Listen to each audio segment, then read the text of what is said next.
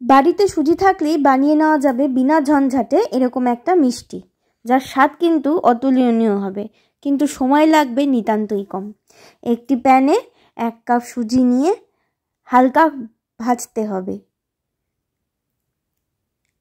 লাল হয়ে এলে এতে দিতে হবে 2 চামচ ঘি, দিয়ে আবারও ভালোভাবে ভেজে নিতে হবে খানিকক্ষণ। ভালো মতো ভাজা হয়ে এলে এতে দিতে হবে সামান্য পরিমাণে নুন, 1 কাপ দুধ দিয়ে ভালো করে আবারও নেড়ে নিতে হবে যতক্ষণ না একটা শুকনো শুকনো ব্যাপার হয়।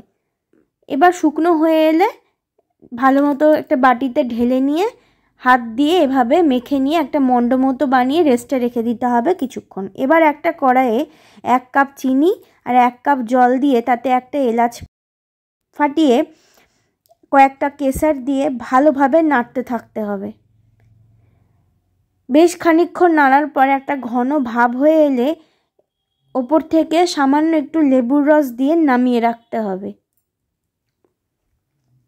এবার ওই আগে থেকে করে রাখা সুজির মন্ড থেকে এভাবে লেচি মতো করে হাতের তালুর মধ্যে গোল করে একটা পাতার মতো আমি শেপ দিয়ে নিয়েছি।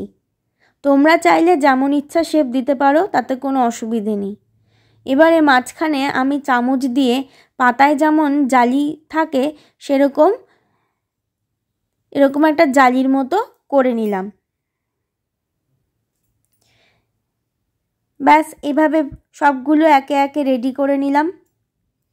কড়াইয়ে ঘি আর সাদা তেল মিশিয়ে গরম করে আগে থেকে করে রাখা ওই সুজির ডিজাইন লেচিগুলো একে একে ছেড়ে দিয়ে ভালোভাবে একটু সময় নিয়ে 2 পিঠ লাল লাল করে ভেজে নিলাম। তবে পুরোটাই কিন্তু লো ফ্লেমে। ভাজা হয়ে গেলে সেগুলোকে চিনির শিরার মধ্যে এভাবে চামচের সাহায্যে একটু নাড়িয়ে চাড়িয়ে জাস্ট ডুবিয়ে দেওয়ার মতো করে রেখে দিলাম প্রায় 1 ঘন্টা। ব্যাস তৈরি। 1 ঘন্টা পর খেয়ে দেখে বলো তো কেমন সুন্দর হয়েছে। আমায় জানিও কিন্তু। খেতে কিন্তু দারুণ হয়, আর ভেতরটা এত নরম তুলতুলে হয় যে মুখে দিলেই পুরোটা মিলিয়ে যায়।